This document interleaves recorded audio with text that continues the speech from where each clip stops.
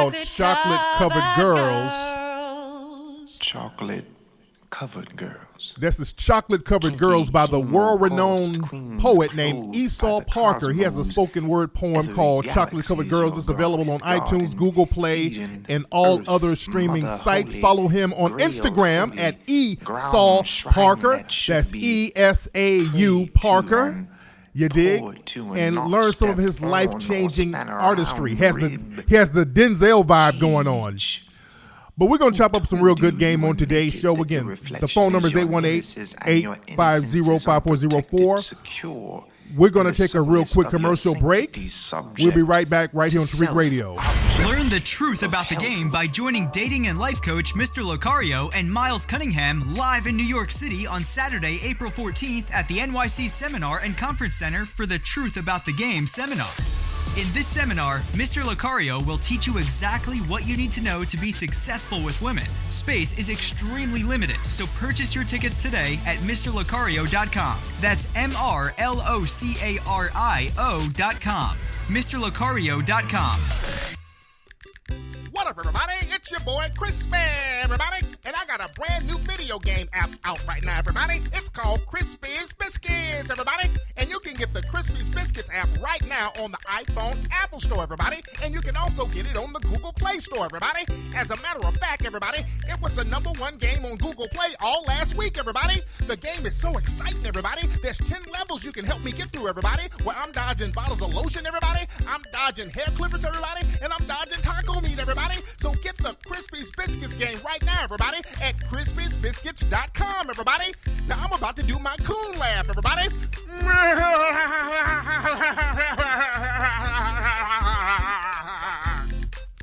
The most intense new video game app has now arrived. A medieval kingdom has been plagued with chaos and disorder. An evil force has dominated the land. And now it is up to the bravest knights to fight back the demonic forces and bring justice to the kingdom of the Moors. Play the newest, most exciting battle fight game app ever, Moorish Kingdom. Available at moorishkingdom.com. You're now tuning into the King of Game, Tariq Elite, on Tariq Elite Radio.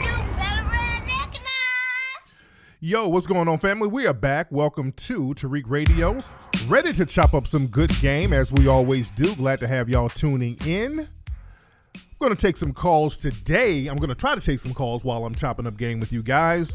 The phone number is 818-850-5404. My bad. It's time just kind of popped on, didn't it?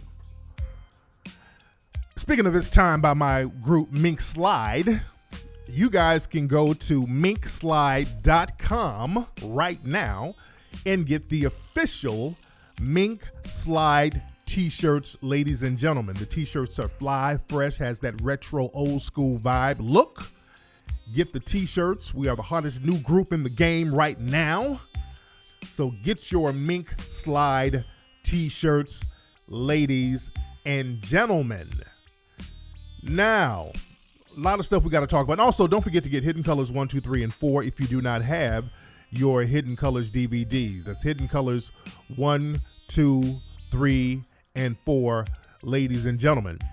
Now, again, the phone number is 818-850-5404. That is the number, 818-850-5404. Shout out to everybody who's contributing to the Melanoid Ministries. Now, last week, I've been talking about a situation where these children that were adopted, and I'm not going to go too deep into it because I've gone deep into it for the last week. Those children who were killed by their crazy-ass white supremacist adopted parents. Now the media is coming on out admitting that everything was done deliberately. They're talking about more cases where it was reported that these children were being abused. I mean, several times. Now all the people are coming out in the woodworks. They're showing where these people were abusing these children. And this was something that was known.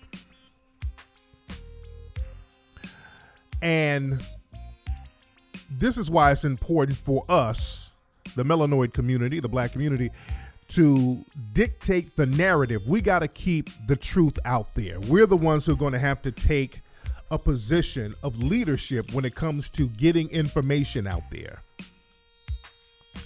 It's very important that we get information out there and we speak truth to power to let people know what's going on, to let people know what's happening, to let people in our community know what's going on. It's up to us to keep an eye on what's happening, and it's up for us to investigate and get the truth out there, because they're just not going to tell the truth in the dominant society unless it's forced, especially when it comes to talking about something that's going to threaten systematic white supremacy. And that's one thing to threaten them, is to show how devious they are and to show how they do children, to show the deviousness of white supremacy. That's threatening them, because, see, that wakes people up. They understand if we see how devious they are and see what they will do to children, that will wake us up. Just that goes back to the Atlanta child murders. They didn't want to tell the truth about the Atlanta child murders, that it was really white supremacist groups behind that, and they made the fall guy Wayne Williams, because they knew black people waking up that would be a problem, especially in that day and age. And I talked about that before.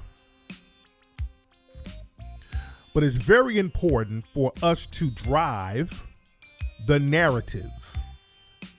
It's very important for us to be in a position where we can share information and keep eyes on the ground, keep boots on the ground, so that we can give each other correct information, because the media is just not going to do it. And of all people, Dan Rather, he came out talking about how the media now is not even real media, it's become propaganda. And this is them, the people in the dominant society are admitting this now. They're talking about how corporations, which owns a lot of these media companies, it's like one main corporation, one main headquarters that owns a lot of media conglomerates, and the corporation, they're in the pockets of the political people, so they will pass down a script so all the networks can read the same script. There was something on the internet the other day showing how thousands of these networks will literally say the exact same thing. So that means that there is a central narrative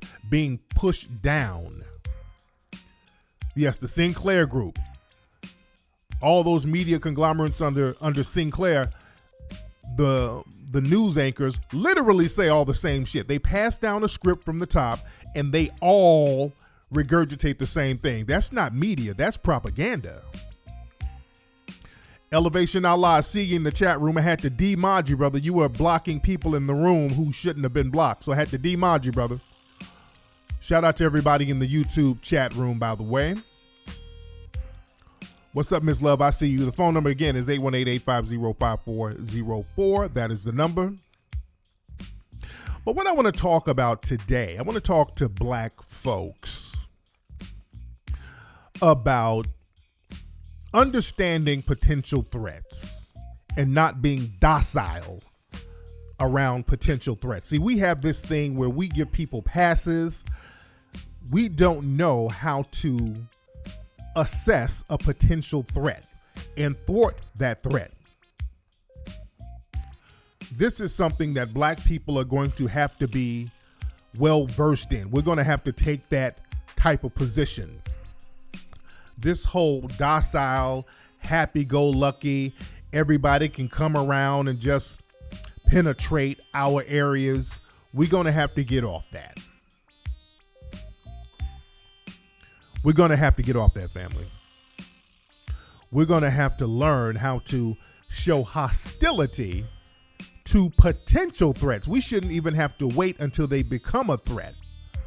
If we see a potential threat, we have to know how to be hostile towards that potential threat.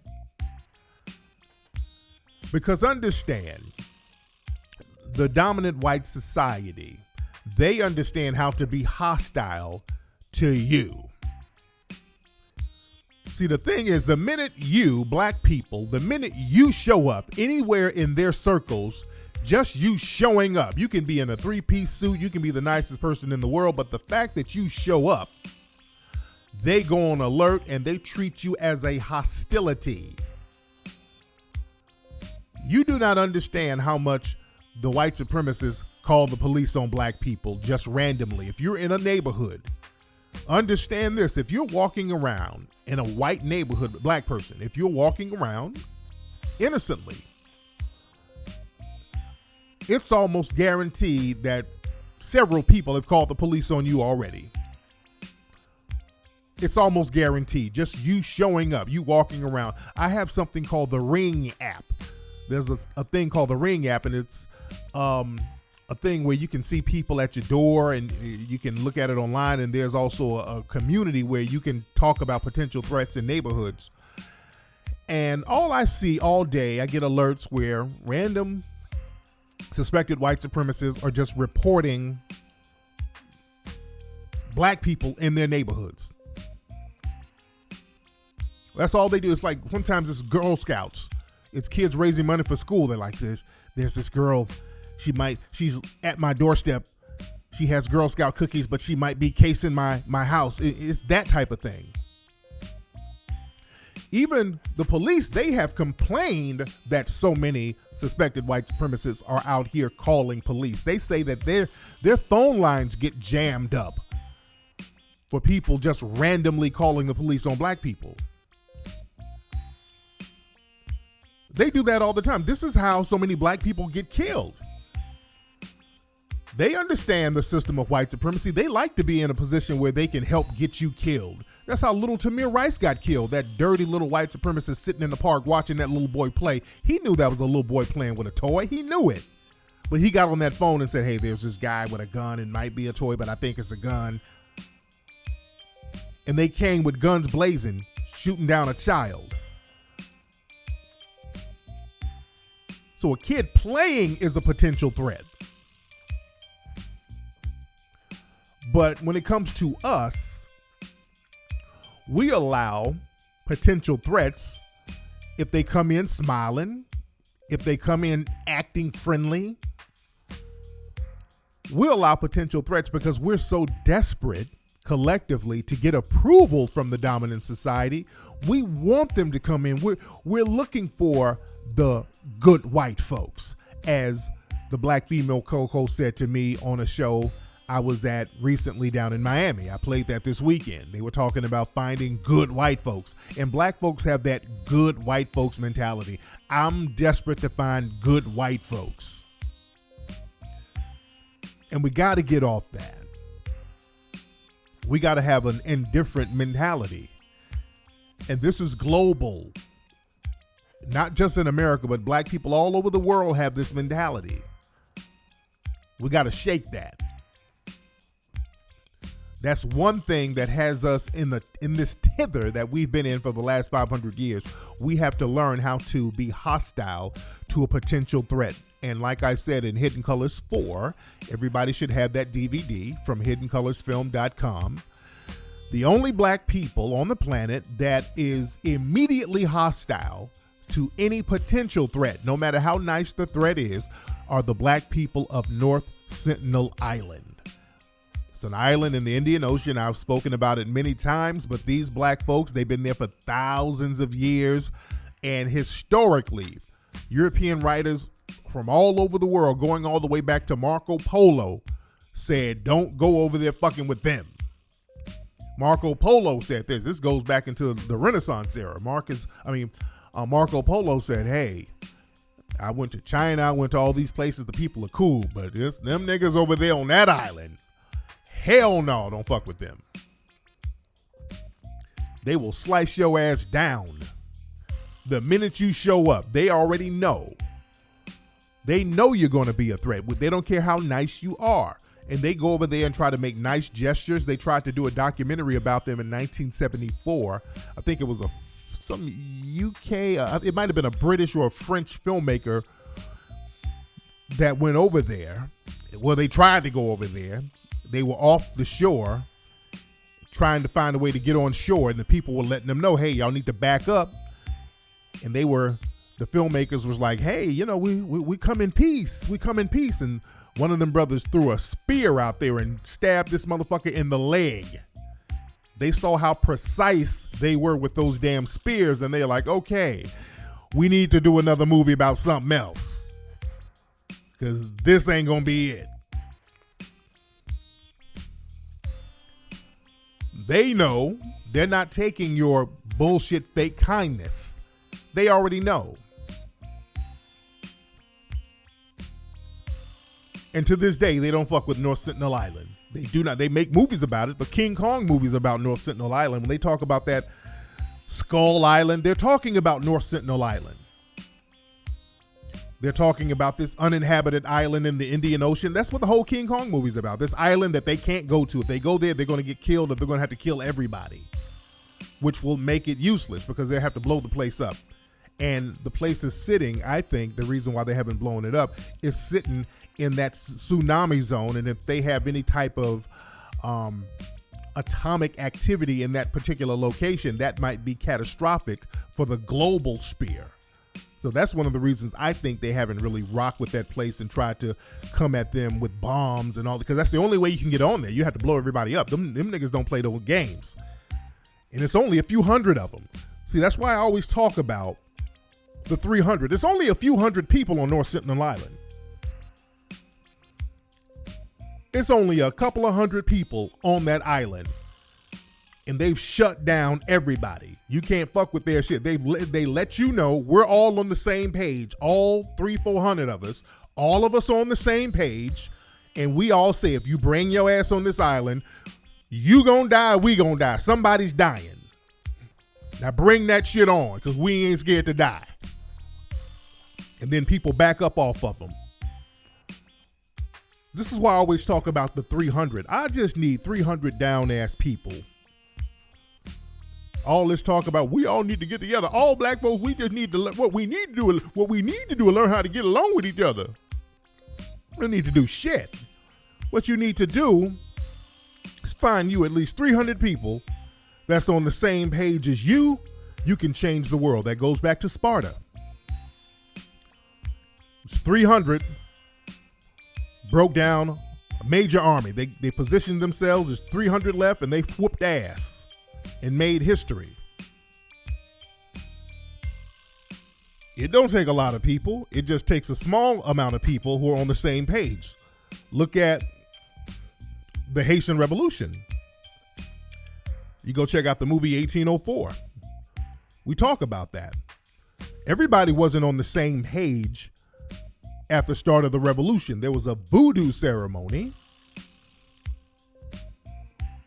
with a few hundred people. It might have been 1,000. I don't know, but I think it was a few hundred people at that voodoo ceremony. I'm not sure how many people it was. I don't think it was 1,000, but it was a few hundred people at least. Because look, remember, a lot of people, they were down to just go along to get along. But it was a few hundred people who had that voodoo ceremony, and they said, hey, they decided this shit is going to stop. We're going to have to get rid of these coons, but we're going to make sure this shit is going to stop. And they made it stop. 300 folks make a decision and say, this is what it's going to be. That's what it's going to be. When you go to Kickstarter, look at Hidden Colors. The first Hidden Colors campaign we had in 2010. That was the first campaign we had for Hidden Colors on Kickstarter. And this Kickstarter was relatively new. A lot of folks didn't know about Kickstarter. We had a total of 302 backers on Kickstarter for Hidden Colors 1. 302 backers. And those 300 people helped change the world. They helped change how history is taught. The Hidden Colors series has become huge. The biggest selling Black history documentary series ever. I'm talking ever. No other documentary about Black history has been more successful than the Hidden Colors series. This thing has resonated globally. It's taught in universities globally. It's influenced so many people in the public sphere. It has woken a lot of people up. And I say this, if it weren't for the success of the Hidden Colors film, we would not have the Wakanda, the Black Panther, because we showed them that there was an audience for that. Nobody was trying to do anything like that. They didn't give a shit about giving a positive message to the Black audience. until we took control of the narrative and showed there was a market for that. And then our film started to outsell theirs.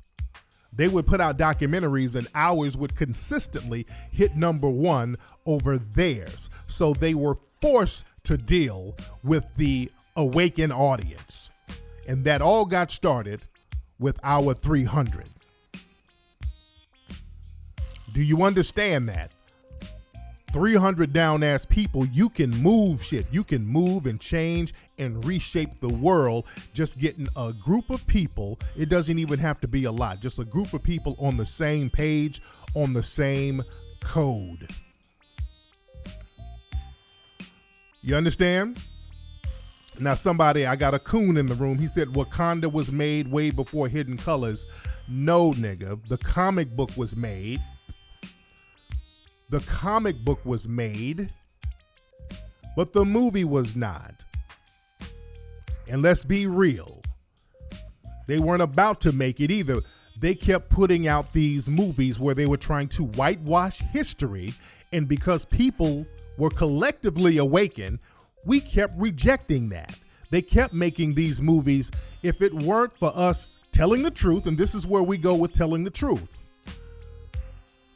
they would have kept on making these Gods of Egypt movies where all the Egyptians are white, and Exodus where all the Egyptians are white, and The Mummy where all the Egyptians are white. And because of the success of what we were doing on a grassroots level, we were making those movies flop. And I'm telling you, it's a direct correlation, because in the international media, they would always quote me when talking about Exodus. Google all that. Google my name in the movie Exodus and Gods of Earth, and Gods of Egypt. They would always quote me in the international press, in the Australian press, in the Asian press, and all over. When I would go to the UK, they would ask me about these movies and the correlation between those movies and mine. So we were going after the necks of these people making these bullshit ass movies, and you can't have complete bullshit out there and you got the truth over here smacking people in the face.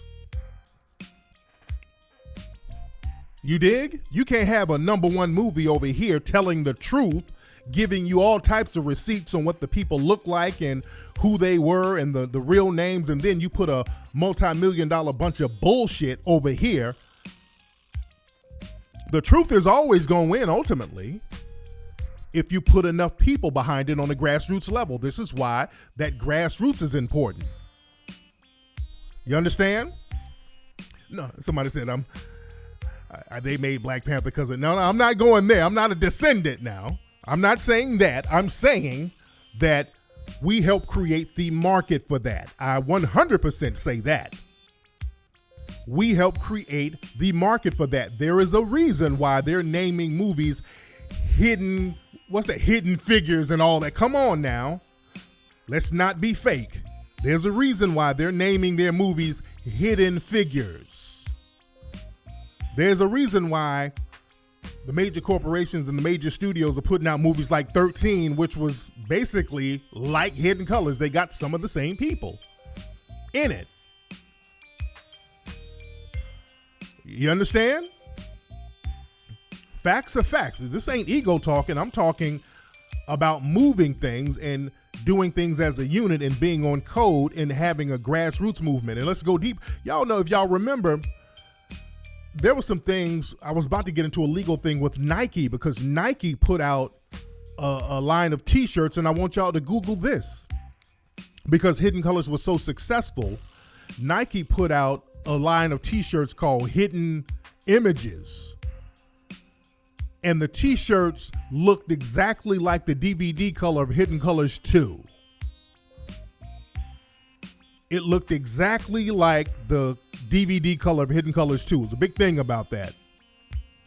And they ended up taking them off the market. But Google that. Google Hidden Images Nike and Hidden Colors 2. It was about to be a big legal thing about that. So they watch what we do. Don't think for a minute they don't watch what's happening on a grassroots level. See, our thing, we've gotten into a position where we start taking our cues from them, those in the dominant society. They tell us what to do and how to think, and we start doing it. No, it ain't supposed to be like that. We're supposed to be in the forefront. We're supposed to be the forerunners. And when we do like that, when we take that position on a grassroots level, they have to get in. They're forced to get in. They are forced to get in. Yeah, it was those LeBron James t-shirts.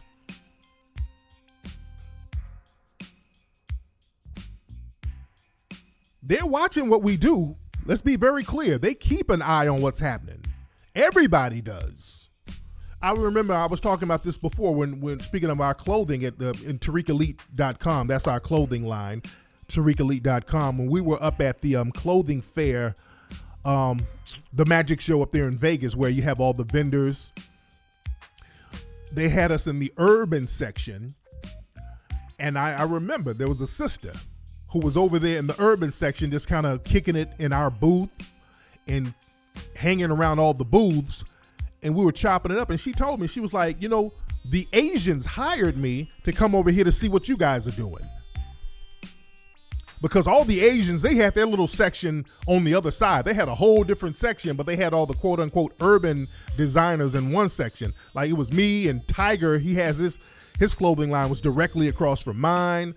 And, you know, they had all the urban things in one area. And this sister, she straight up said the Asians hired her to go see what we had going on, to monitor us. I'm like, oh, okay. And I'm glad I'm glad she broke it down. I'm glad she broke it on down. But that's what they do. They monitor what we do, and they learn how to ride our backs. And this is why we have to somehow be hostile to a lot of people who try to get in with us and try to get comfortable with us. Because once they come around us, or once they pretend to emulate us, you give them an inch, they'll take a mile. If you give them an inch, they will take a damn mile. There's this YouTuber. His name is Kian Lawley. He looks kind of moist. He might be gay. I don't know. He kind of looks like it. But he's a popular YouTuber. I don't know too much about the guy, but I do know that there was a controversy where he was going to be on this major film, and they kicked him off the film because some of his videos surfaced where he was using very strong anti-black racist bullshit words. And I looked at some videos of this guy. Now, what's interesting, he was one of these white dudes who tried to casually say nigga, and this is why we got to stop being comfortable around these white supremacist suspects saying nigga around us. I'm not cool with it. If they say nigga around me, I'm not fucking with them. Do you understand? I'm cool on a white supremacist suspect running around me saying nigga. I don't want him around me if he's doing all that. But this Ken Lawley dude, I've seen videos of him just kind of casually like, man, come on, man. I'm at the club, man. These niggas are crazy, man. He's talking like that. See, they'll try to be on some real casual, I'm just hip. I'm just a hip white guy. Yo, yo, yo. I'm just a hip white guy. Whoop, whoop, whoop. Word to your mother. I'm just hip. And then this Ken Lawley dude, he got comfortable just kind of casually saying nigga. And then that ER started coming out strong. He got around some of his white friends, and all of a sudden he was like, yeah, look at this fried chicken eating nigger, this fucking dumbass fried chicken eating nigger on my timeline. Then he started talking that. Then it became fried chicken eating nigger. You dig what I'm saying? Look up Kian, Kian Lawley. Look him up. And a lot of these popular white YouTubers have suspected white supremacist tendencies, a lot of them. That's why they're popular, and they know how to code it. And every now and then they'll get high or drunk and just go off code and just go all the way out and get caught out there like that. Like that Phil guy. What's that guy? I done clowned him several times. He's a popular YouTuber, and I exposed some of his racist ass videos. He's talking shit about black folks. Another Justin Bieber. Again, I still don't fuck with Justin Bieber, and y'all still want to give his ass a pass. I don't give Justin Bieber a pass. All that yo bullshit don't impress me. I really would wish black folks get that stupid fucking shit in your head. That shit should not impress you. Hanging around these dudes who are getting around you with the hat backwards and they're yo. Yeah, Phil DeFranco. That's who I'm talking about. But these dudes getting around you, yo. Oh, man, he down, man. He can say that. He just down. No, he ain't down. He get around his white friends and all of a sudden you're a fried chicken eating nigga. And if you cool with that, you're just a docile coon. Let's stop the games. If you're cool with these potential threats being around you, you're just another docile coon. Nothing more, nothing less. See, you got to be in a position where you G-check the fuckery. That's why I talk about MC Search. He's a white rapper, or used to be white rapper, with the group Third Base, and he was yo, had a black wife and all that old shit. And that's another thing. They love getting a black wife, so that really means they ain't racist, right? Right? MC Search was on the yo bullshit, and he was down, and he was hooking people up with record deals. He got Nas a record deal and all this stuff. So we had this thing where we're going to invite him to the barbecue, but then he started getting a little reckless with the mouthpiece. He got too comfortable and started trying to openly talk greasy about other black folks like Hammer. He was under the impression that Hammer was like Vanilla Ice and Hammer was somehow soft, and he didn't know that Hammer and all his people were 100% with the shits, 100% about that life. And then when MC Search brought his ass out here to LA, he found out there was a hit on his ass because the streets was about to light him up. There was a code. There was a street code.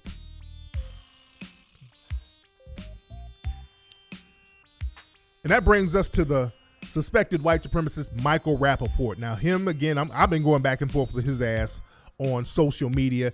He was on Watch What Happened Live with Kenya Moore, and he was on there. They were snapping, and he was talking about her feet, her ass. She just really going in on it. She was lighting his ass up too. He was trying to talk slick, and she was right there lighting his ass up. And the thing is, these white supremacist suspects, they don't pull that shit with white women. White women actresses, they don't get on there trying to insult them and talk greasy to them. They don't do that. They know better than to do that, but they get around sisters and they think they can go in. They think because they're fucking a sister, they can talk to all sisters any kind of way. Because they got a bed wench at home, they're used to talking to sisters fucked up.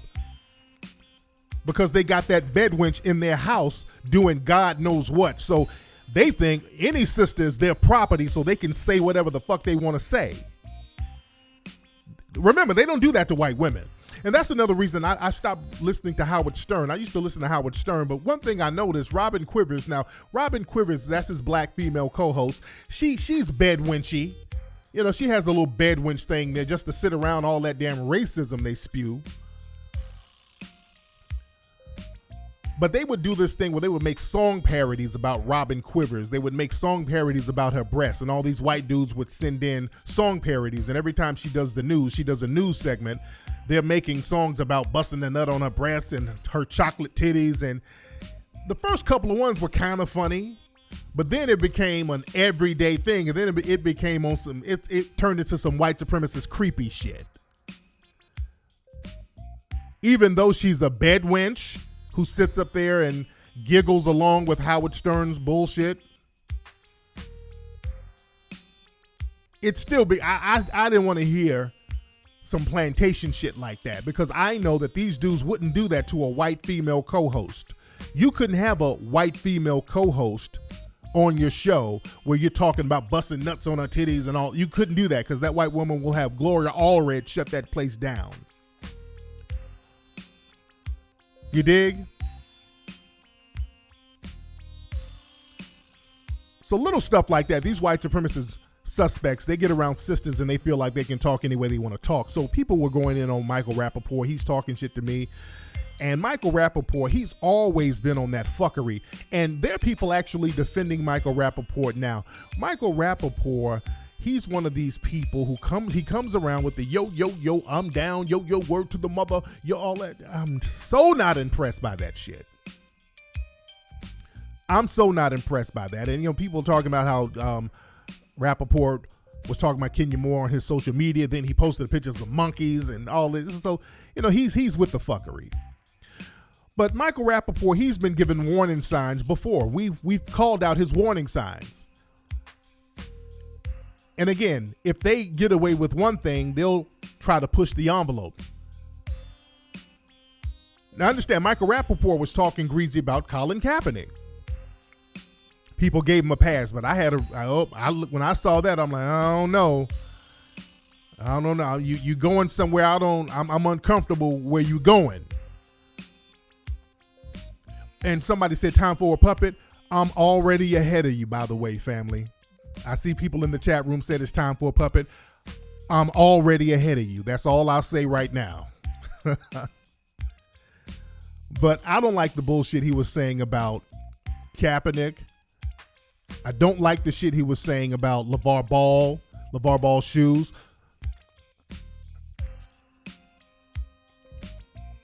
I didn't like that at all. And I don't like the way he was doing business with Tribe Called Quest. Understand, he did that documentary with Tribe Called Quest, and there was some bullshit going on behind the scenes. He was doing some real slick shit behind the scenes with them. You understand? And they had a little problem with his ass.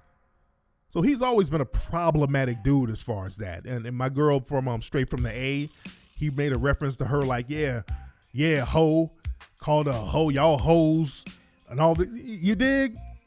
You don't get no pass from me doing that because they don't let you do it to white women.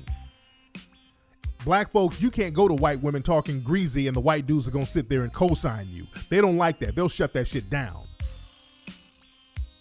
You can't talk greasy to the white women. They will shut it down or they're not going to co-sign you.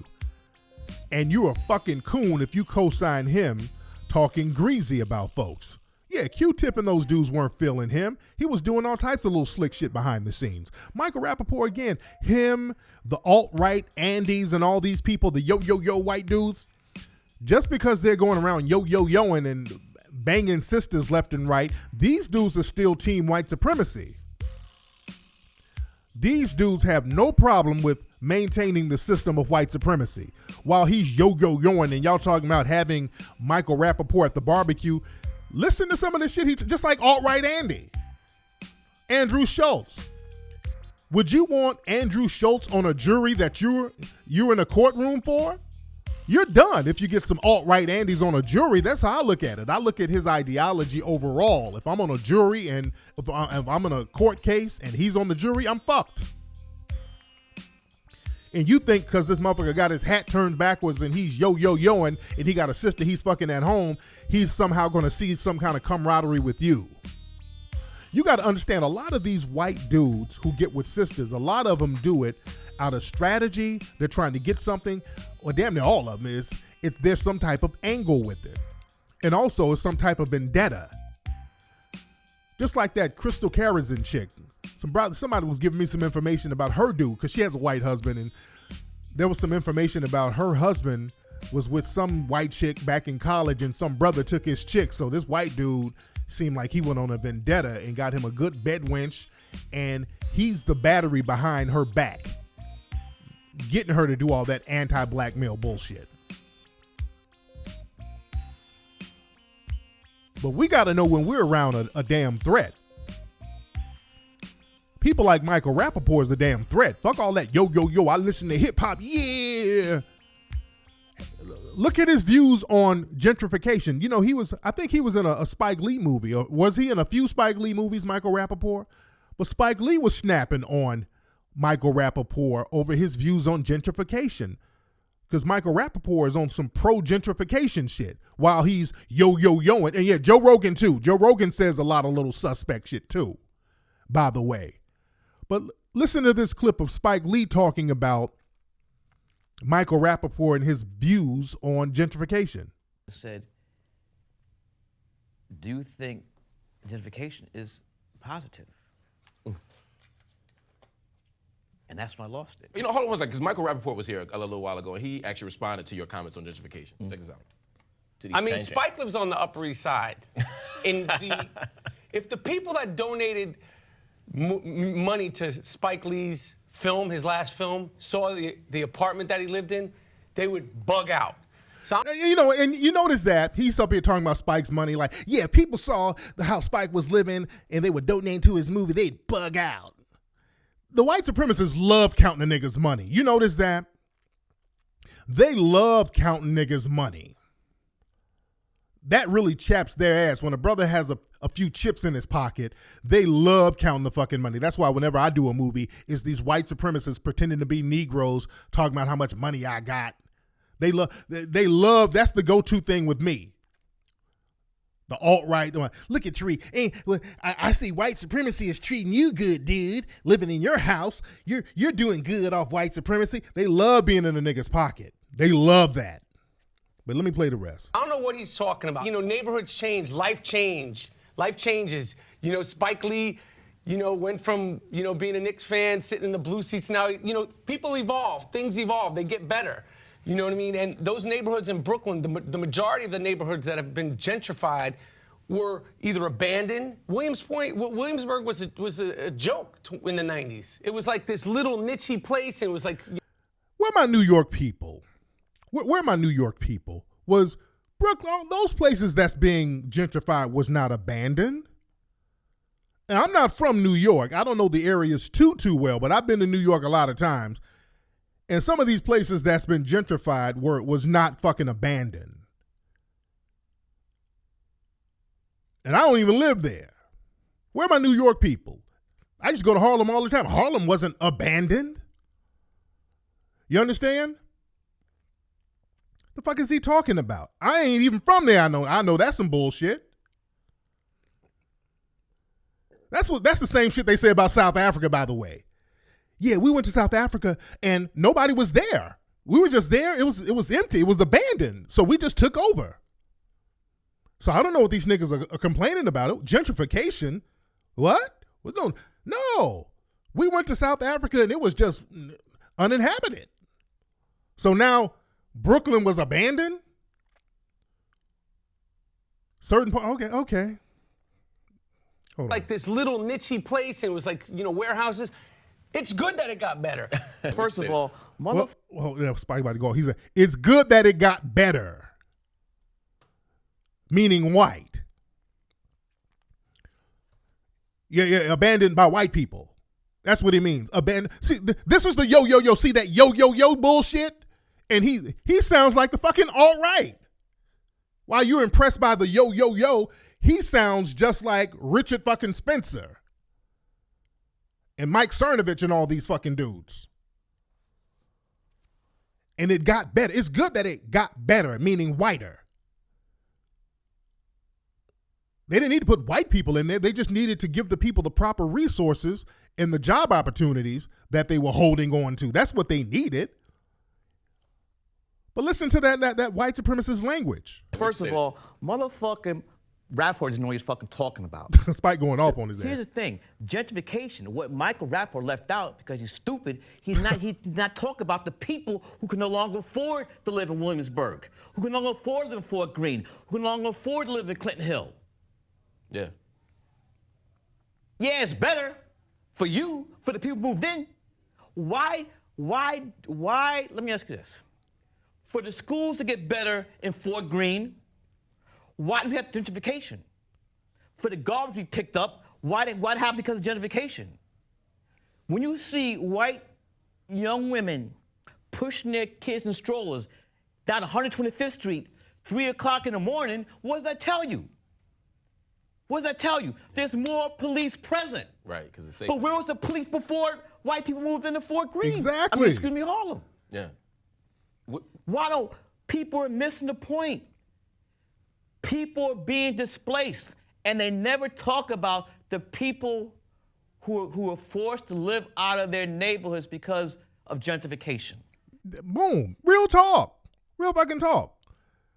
But all that yo, but he said yo, word to your mother, yo. Fuck out of here.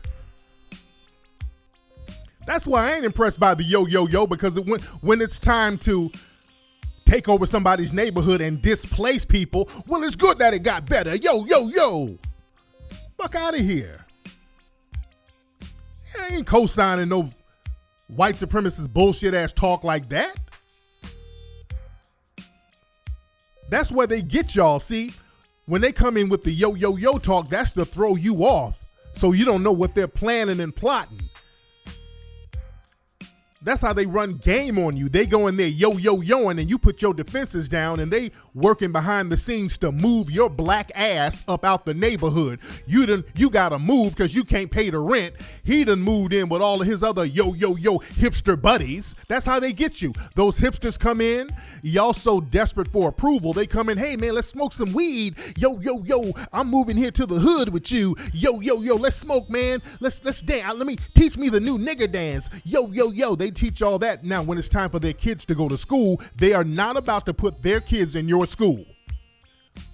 They'll walk the dog around the neighborhood and all that, and they'll smoke with you. They'll sing some hip-hop songs with you. But when these hipsters start having kids and it's time to put them kids in school, guess what? They ain't about to be classmates with your kids. That's when you start to see your ass is about to get moved up out of there.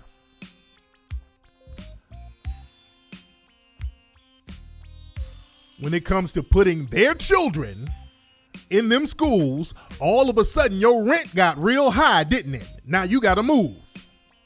Just like out here in LA. I know out here in LA, all the black folks out there in Lancaster and Riverside. Why? Because the rent in Inglewood, Compton, South Central, all of the rents started getting high as hell. Now you go to Inglewood, that shit looks like the Beverly Center now. You go to the what's used to be called the Fox Hill Mall, that shit like Orange County somewhere.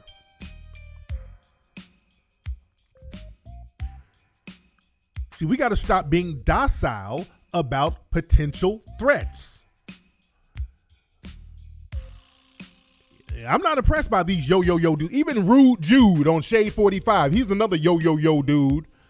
And I was on Jenny Jones with Rude Jude years ago. We were cool. We were cordial. But Rude Jude slipped up a few times on the Shade 45 show. He was talking some alt-right shit a couple of times, some shit that made me raise my antennas about his ass. He was talking some shit that sounded straight from Stormfront. You understand? He says a lot of little low-key slick shit, and he done fuck some sisters and all that. That I'm not impressed by that. I'm not impressed by that. See, we got to be on code with it. This is why we've been seeing a lot of videos of these white supremacist males going into these black areas, beating up sisters, and these Asians beating up sisters and all that. And that has to be shut down immediately. That has to be shut down. Because you give them an inch, they take a mile. Now, luckily, I just saw another video, and I posted it on Twitter down in Dallas. It was some black neighborhood, some white dude was beating up this sister. He was trying to take something out of her jacket. I don't know what the situation was. I do not know if they knew each other. I don't know if he was trying to get drugs or he was trying to get sex. I don't know what happened.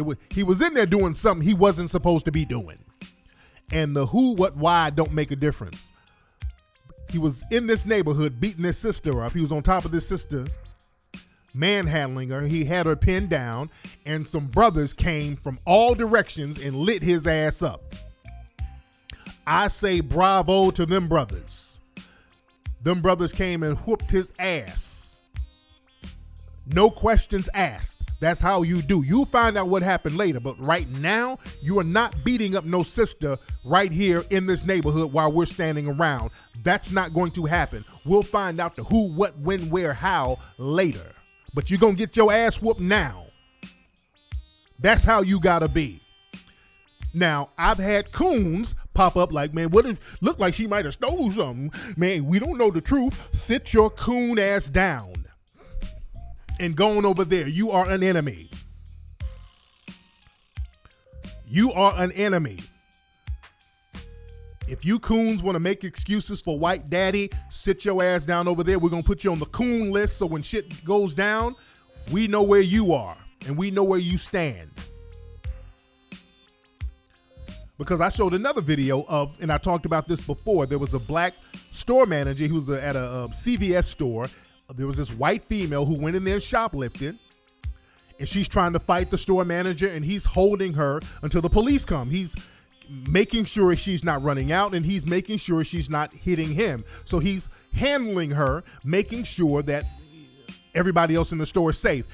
There were white women coming up to him saying, hey, she's still a woman now. Don't you hurt her. They're checking him. They're checking the black man, knowing that this woman is a shoplifter, but they're still checking him. Hey, don't hurt her now.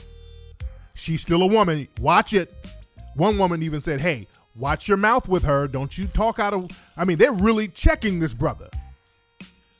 Knowing that this woman is a thief. They don't give a fuck about her being a thief. They're looking at him. You better watch it. And she looked like she was on meth or something, but they still got on code. We got to be the same way too. You see a black person getting jumped or beat up by somebody in the dominant society, it's your obligation to shut that shit down. It's your obligation to shut that shit down.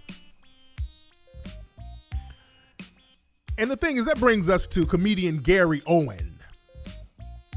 Now, Gary Owen, he's funny. I think Gary Owens is funny. He's cool with my dude Brad. My dude Brad from Atlanta. I've been knowing Brad for over 20 years. Good dude. For him and Gary Owen, they're real tight. I know my man Brad goes on the road with him. And Gary Owens, he has a black wife. He came up in the black comedy circuit. And his whole shtick is, hey, I'm the white guy married to a black chick, and I'm surrounded by black culture. So that's his whole shtick. No, Gary Owens is funny. His shit is funny. Some of his shit is funny. I laughed. It's funny. Said Corey Holcomb said Gary was suspect. Okay, I see it. Now, what made me raise antennas about Gary was the comments about Monique recently. You know, the whole controversy about Monique. And Gary put his 2 cents in. And that raised my antennas right there. He was like, yeah, Monique needs to be quiet. And, Monique is full of shit. And I'm like, okay, I ain't with that now. I ain't with that. He was kind of going in on Monique a little bit too much. He was going in on Monique a little bit too much for me. And that raised my antennas. I said, okay, I ain't feeling where this dude is going. I ain't feeling where he's going with that. So my antennas were raised. So now my antennas were doubly raised recently because Gary Owen, he went on the Breakfast Club and he went dressed up as that Tekashi 6ix9ine dude. He was kind of mocking him. And that was funny. He was mocking him. And that's another thing. Just because somebody white is mocking another white person or even mocking another racist person, that doesn't mean they don't have the same views. Just like with Michael Rappaport, he goes in on Trump a lot. So we think, oh yeah, it's a down-ass white boy going in on Trump. That don't mean nothing. There's a lot of other white supremacists who don't like Trump. There's a lot of white supremacists who have a civil war with each other, but they're still team white supremacy. So don't be fooled by that now. I'm not impressed just because you don't like Trump. Are you producing justice? Fuck who you don't like, nigga. Are you producing justice for black people? Because we need it. And if you're not, go sit your ass down. But he was, Gary Owen was on the Breakfast Club. He was acting like Tekashi 6ix9ine. And then he made a joke about Michael Blackston not being funny. Yeah, he ain't that funny. He's a one-trick pony. He just says mother sucker. Nah, he was joking or whatever. Then Michael Blackston responded. He started going in on Gary. I think it's all jokes. It's all jokes. Halfway joking, halfway serious. All jokes are seeped in a little seriousness. You dig? So Gary Owen and Michael Blackston, the comedian, they're going back and forth. Then now Gary took it to another level. Gary did a video with his wife. His wife is black. And Gary was like, yeah, I can't say the N-word, but my wife can. And this video is cringe worthy. This shit is cringe worthy. And let me play the video, the audio of the video now. This is Gary Owen, the comedian, responding to Michael Blackson, and he's sitting here with his wife, and she's black. Michael Blackson, I saw your little weak comeback where you said I smell like a wet dog. Well, my dog's wet. Smells amazing. Yeah, I kissed her. White guy stuff right there. Also, I heard you said I won't say the N-word back to you. You dared me. I ain't got to say it back. My lady will say it for me. I got a down-ass chick. Michael Blackson, you punk ass. Nigga. Ho. Michael Blackson, you bitch ass. Nigga. God, I wish I could say it. Now, maybe some dinner, baby. Who are you talking to? Who you talking to like that? No, I want to eat. I'm gangster mode. Dinner. It's not about you. It's about that black nigga. Okay? What's about you? God. Okay. Yeah. No. That right there is some 12 years a slave bedwenchery. That, my man's wife just revealed that she's a first-degree bedwench. Number one, none of that was funny whatsoever. None of that was funny at all. And they're sitting here with shades on and shit, and she's up here yelling nigga. And then she took it to a whole different level. Yeah, that black ass nigga. Good fucking grief. That's a first degree fucking bedwench. She should have known better. And Gary, you should have known better to put some shit like that out, dude. You look like a slave owner right now. That's slave owner shit. That's some major fucking bedwenching right there. That's some major bedwenching right there. You can't even clean that up. That ain't even comedy. We can't even chop that up to comedy. That's just straight up butter biscuit eating bedwenching. And the thing is, there's some Negroes co-signing that on Gary Webb's Instagram. There's some Negroes laughing at that. You know how weak you are to laugh at some shit like that? That's not even funny, but it's a scared laugh. It's a docile laugh. If you think that that's any way remotely funny, this white dude has this black wife sitting up here calling somebody else a black ass nigga, and you think that's funny in any way, shape, or form, you are a butter biscuit eating fucking coon your damn self. And I hope you're not following me on Twitter, Instagram, Facebook, or any other social media site if you think shit like that is funny. See, that's my thing. I want to see who's laughing at fuck shit like this,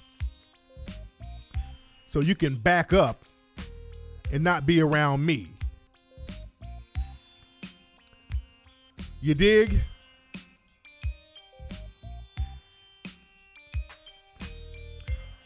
Yeah, those were not jokes.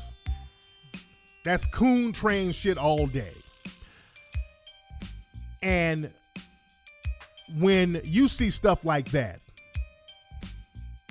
when you see these suspected white supremacists get that comfortable pulling off slave owner shit like that, getting his mammy to do his dirty work for them, it only goes downhill from there. It gets worse.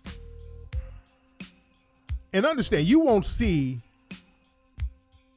a white female do no shit like that. You don't see no white female, especially of no known entertainers, the spouse of a known entertainer, even an unknown one, but you will not see, not at all, the spouse of a known black entertainer who's white, comedian or otherwise. You won't see a white woman get up here talking about some other white person is a cracker this, a cracker that, a dumbass white ass cracker. You will not see that. They know, even though they're fucking a black person, they're going to stay on code with white supremacy. They're not going to do that.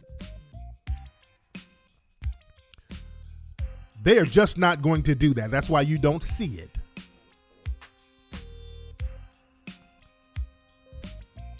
But too many bedwenches are lining up. The minute white daddy says, attack that Negro over there, you do it with bells on. You're so quick to jump and attack a black male because white pappy told you to.